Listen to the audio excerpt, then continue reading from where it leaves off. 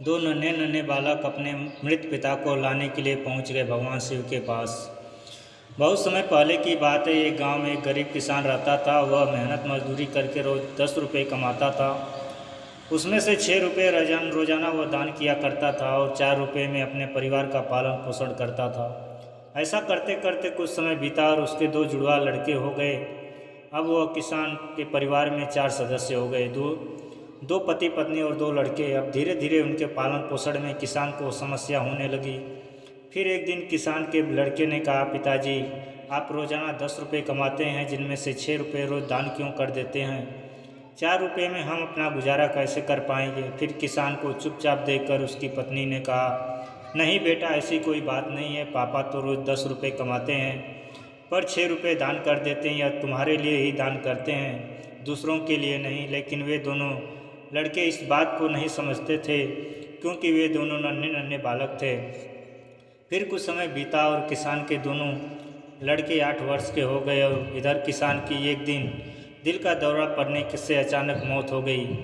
फिर किसान की पत्नी और उसके दोनों लड़कों को बड़ा दुख हुआ। फिर एक दिन किसान के दोनों लड़कों ने अपनी माँ से पूछा, माँ हमारे पिताजी कहाँ चले गए? माँ ने कहा, बेटों तुम्हारे पिताजी हमें छोड़कर भगवान शिव के पास चले गए। जब तुम्हारे पिताजी थे तो रोज़ाना 10 रुपये कमाते थे और 4 रुपये की बचत करके हमारा पालन पोषण करते थे। अब हमारा पालन पोषण कैसे होगा? कैसे हमारा पेट भरेगा? माँ ने अपने दोनों बेटों से कहा, बेटों जिस घर में गरीबी होती है उसका कोई सहायक नहीं होता है सिवाय भगवान शिव के। बेटों ने कहा, माँ ऐसा मत सोचो, हम दोनों भाई भगवान शिव के पास जाएंगे और पापा को वहाँ से लेकर आएंगे। जहाँ भी पापा होंगे वहाँ से हम दोनों भाई उन्हें खोज कर लाएंगे। फिर अगले दिन किसान की पत्नी अपने दोनों लड़कों को घर पर छोड़कर गांव में काम करने के लिए चली जाती है और उधर दोनों भाई सोचते हैं, क्यों ना हम कैलाश पर्वत पर भगवान शिव के पास चलें और अपने पिताजी को वापस लेकर आएं। ऐसा सोचकर अपने पिताजी को लाने के लिए दोनों भाई घर से निकल पड़े।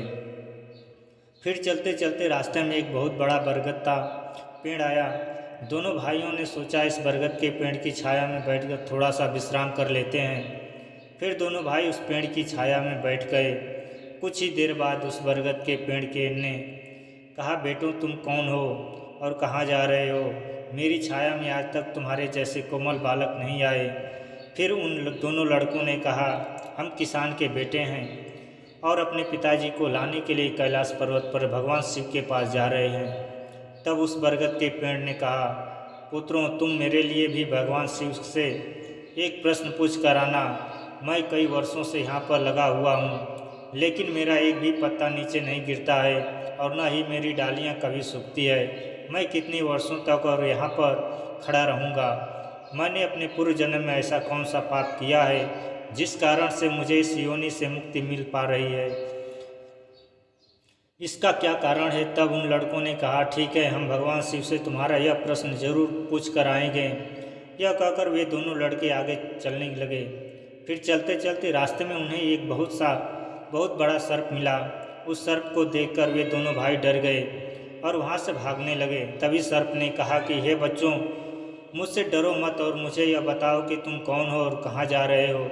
तब वे दोनों भाई उस सर्प के पास आए और हाथ जोड़कर कहने लगे, हे नाग देवता, हम दोनों किसान के पुत्र हैं और हम दोनों कैलाश पर्वत पर भगवान शिव के पास अपने पिताजी को लाने के लिए जा रहे हैं। तब उस सर्प ने कहा कि बच्चों, तुम भगवान शिव से मेरा एक प्रश्न पूछ कर आना कि मैं कई वर्षों से यहाँ पर पड़ा हुआ हूँ और मेरे से चला भी नहीं जा रहा है। मेरे शरीर में इतनी भी जान नहीं है कि मैं थोड़ा सा भी चल फिर सकूँ।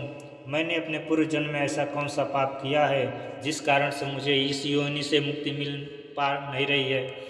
इसका क्या कारण है?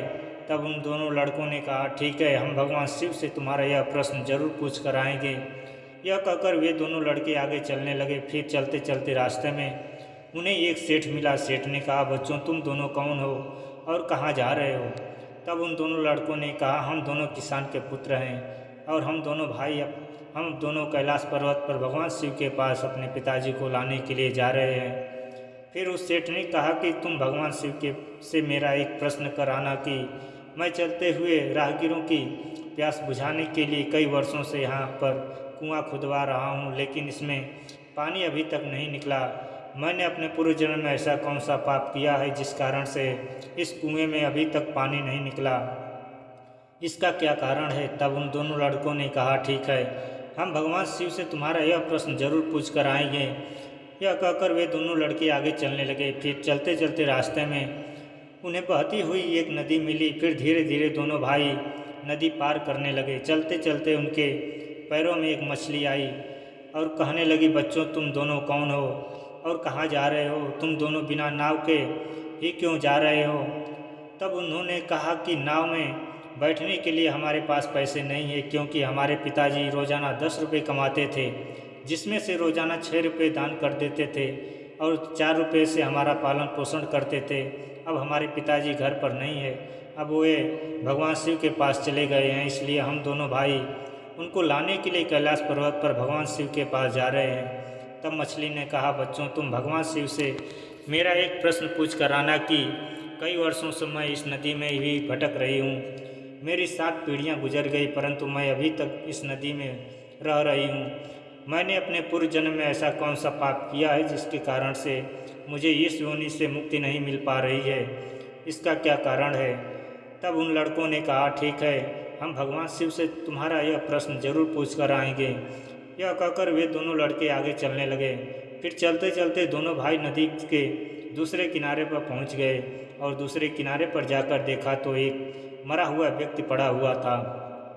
दोनों भाई उस मरे हुए आदमी को लांघ कर जाने लगे तो वह मरा हुआ आदमी कहने लगा, बच्चों तुम दोनों कौन हो और कहाँ जा रहे हो? तब उन लड़कों ने कहा कि हम किसान के पुत्र हैं और हम दोनों भाई हैं। हम दोनों कैलाश पर्वत पर भगवान शिव के पास अपने पिताजी को लाने के लिए जा रहे हैं। फिर उन मृतक ने कहा कि तुम भगवान शिव से मेरा एक प्रश्न पूछ कर आना। मेरा शरीर कई वर्षों से इस नदी के किनारे पर ही है। कभी कभार पानी की लहरों से अंदर भी चला जाता है, लेकिन वापस बाहर निकलकर किनारे पर आ जाता है। न तो मेरा शरीर गलता है और न ही सड़ता है। इतने वर्षों से कैसे का जैसे का तैसा ही है। मैंने अपने पूर्वजन्म में ऐसा कौन सा पाप किया है जिसके कारण से मुझे इस शरीर से मुक्ति नहीं मिल पा रही है? इसका क्या कारण है? तब उन दोनों लड़कों ने कहा, ठीक है, हम भगवान शिव से तुम्हारा यह प्रश्न जरूर पूछ कर आएंगे। यह कहकर वे दोनों लड़के आगे चलने लगे। फिर चलते चलते वे दोनों भाई कैलाश पर्वत पर भगवान शिव के पास पहुंच गए और हाथ जोड़कर भगवान शिव से दोनों भाई कहने लगे, हे भोलेनाथ, हमारे पिताजी कहाँ पर हैं? जब हमारे पिताजी घर पर थे तब वे रोज़ाना 10 रुपये कमाते थे, जिससे 6 रुपये तो रोज़ाना दान कर देते थे और 4 रुपये से हमारा पालन पोषण करते थे। अब वे घर पर नहीं है तो हम दोनों भाई और हमारी माँ भूखे मर रहे हैं। आप उन्हें जल्दी से हमारे साथ हमारे घर पर भेज दीजिए। फिर भगवान शिव ने कहा, ठीक है, मैं तुम्हारे पिताजी को घर पर भेज दूंगा। पहले तुम दोनों भाई यहाँ पर बैठो। भगवान शिव ने उन दोनों लड़कों को अपने पास में बिठाया और उनको भोजन कराया और भोजन कराने के बाद पूछा कि तुम्हें और क्या चाहिए। फिर उन दोनों लड़कों ने रास्ते में जो मिले उनके प्रश्न भगवान शिव से पूछे। फिर भगवान शिव ने उन सब प्रश्नों का उत्तर दिया और कहा कि जाते समय उन सबको उनके उत्तर बताते जाना। फिर भगवान शिव ने कहा कि तुम दोनों अपने घर पर जाओ, तुम्हारी माँ तुम्हारी राह देख रही है, तुम्हारे पिताजी तुम्हारे घर पर पहुँच जाएंगे। फिर दोनों भाई भगवान शिव को प्रणाम करके वापस अपने घर के लिए चलने लगे। चलते चलते रास्ते में सबसे पहले उन्हें वही मरा हुआ आदमी मिला जो नदी के किनारे दूसरे किनारे पर पड़ा हुआ था। उन दोनों लड़कों को देखकर वह मरा हुआ आदमी कहने लगा, बच्चों तुमने भगवान शिव से मेरा प्रश्न पूछा था? तब उन्होंने कहा, हाँ, हमने भगवान शिव से तुम्हारा प्रश्न पूछा था। भगवान शिव ने कहा कि तुम पहले बहुत बड़े विद्वान थे, परंतु किसी को भी अपना ज्ञान नहीं बांटा। अब मर गए तो ज्ञान तुम्हारे अंदर ही अंदर खोल रहा है। अब तक तुम अपना ज्ञान किसी को नहीं बांटोगे तब तक तुम्हारी आत्मा को शांति नहीं मिलेगी। उस मृतक ने कहा कि बच्चों, अब ऐसी हालत में मेरे पास ज्ञान लेने के लिए कौन आएगा? तुम ही मेरा ज्ञान ले लो। फिर उस मृतक ने दोनों भाइयों को अपना सारा ज्ञान दे दिया और ज्ञान देने के बाद तुरंत ही उसकी आत्मा को मोक्ष की प्राप्ति हो गई। फिर दोनों भाई आगे चले तो उन्हें वह मछली मिली। मछली ने कहा, बच्चों क्या तुमने भगवान शिव से मेरा प्रश्न पूछा? तब उन दोनों लड़कों ने कहा, हाँ पूछा। भगवान शिव ने कहा कि तुम्हारे अंदर अमृत है, जब तक तुम इस अमृत को किसी को नहीं दोगी तब तक तुम ऐसे ही व्याकुल रहोगी। फिर मछली ने कहा, बच्चों कौन मिलेगा मुझे, तुम ही मेरा अमृत ले लो। फिर मछली ने अपना अमृत उन दोनों बच्चों को दे दिया और अमृत देते ही उस मछली की आत्मा को मोक्ष की प्राप्ति हो गई। फिर दोनों भाई आगे चले तो चलते चलते वही सेठ मिला जो राहगीरों के लिए कुआं खुदवा रहा था। उस सेठ ने दोनों लड़कों से कहा, बच्चों क्या तुमने भगवान शिव से मेरा प्रश्न पूछा? तब उन्होंने कहा, हाँ पूछा। भगवान शिव ने कहा कि आपके घर में 2 जवान कन्याएं कुंवारी बैठी हुई है, जब तक आप उन दोनों कन्याओं का विवाह नहीं करेंगे और कन्यादान नहीं करेंगे तब तक इस कुएं में पानी नहीं निकलेगा। पहले आप कन्यादान करो, उसके बाद इस कुएं को खुदवाना।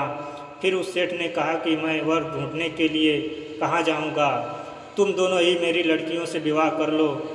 फिर उस सेठ ने अपनी दोनों लड़कियों का विवाह उस दोनों लड़कों से करा दिया और उन्हें वहाँ से विदा कर दिया। फिर दोनों भाई आगे चले तो चलते चलते रास्ते में उन्हें वही सर्प मिला। उस सर्प ने कहा कि बच्चों क्या तुमने भगवान शिव से मेरा प्रश्न पूछा? तब उन्होंने कहा, हाँ पूछा। भगवान शिव ने कहा कि तुम्हारे पास जो माणिक है उस मणि को तुमने धरती पर नहीं उगलेगा और न कभी किसी को दान दी। जब तक तुम इस मणि का दान नहीं करोगे तब तक तुम्हारा शरीर ऐसा ही बना रहेगा। फिर उस सर्प ने कहा, बच्चों मैं यह मणि किसको दूंगा, तुम ही यह मणि ले लो। फिर उस सर्प ने वह मणि उगेल कर दोनों भाइयों को दे दी। मणि को देते ही उस सर्प की आत्मा को मोक्ष की प्राप्ति हो गई। फिर दोनों भाई आगे चले तो चलते चलते रास्ते में उन्हें वही बरगद का विशाल पेड़ मिला। उस बरगद के पेड़ ने कहा कि बच्चों क्या तुमने भगवान शिव से मेरा प्रश्न पूछा? तब उन्होंने कहा, हाँ पूछा। भगवान शिव ने कहा कि पूर्व जन्म में तुम्हारा काम गुरुकुल में बच्चों को शिक्षा देना था। तुम्हारा पद एक गुरु का था, परंतु तुम उसके बदले में छोटे छोटे बच्चों से अपना काम करवाते थे, हाथ पैर दबवाते थे और उन्हें अच्छी तरह से शिक्षा नहीं देते थे। तुम पूर्व जन्म में बहुत बड़े विद्वान थे, परंतु तुमने उन बच्चों को शिक्षा नहीं दी। उन बच्चों के श्राप के कारण तुम हिल सकते हो। तुम्हारे अंदर जो ज्ञान भरा हुआ है उसे किसी को दान देना होगा। फिर उस पेड़ ने कहा, मैं यह ज्ञान किसे दूं, तुम ही ले लो। फिर उस बरगद के पेड़ ने दोनों भाइयों को अपना सारा ज्ञान दे दिया। जैसे ही उस बरगद ने पेड़ ने उस बच्चों को अपना ज्ञान दिया तो उसकी भी आत्मा को शांति मिल गई और वह उस पेड़ की योनि से मुक्त हो गया। फिर दोनों भाई चलते चलते अपने घर पहुंच गए। जब दोनों भाई अपने घर पहुंचे तो किसी किसान की पत्नी उन्हें देखकर बड़ी खुश हुई और कहने लगी, बेटों तुम दोनों कहाँ चले गए और यहाँ दोनों लड़कियाँ तुम्हारे साथ में कौन है? फिर दोनों भाइयों ने पूरी कहानी अपनी माँ को सुनाई। अब उन्हें ज्ञान हो चुका था कि हमारे पिताजी वापस नहीं आ सकते, अब उनकी मुक्ति हो चुकी है। उनके पिताजी ने जो भी दान किया उसका फल उन दोनों भाइयों को भगवान शिव ने दे दिया। वीडियो अगर पसंद आई हो तो वीडियो को लाइक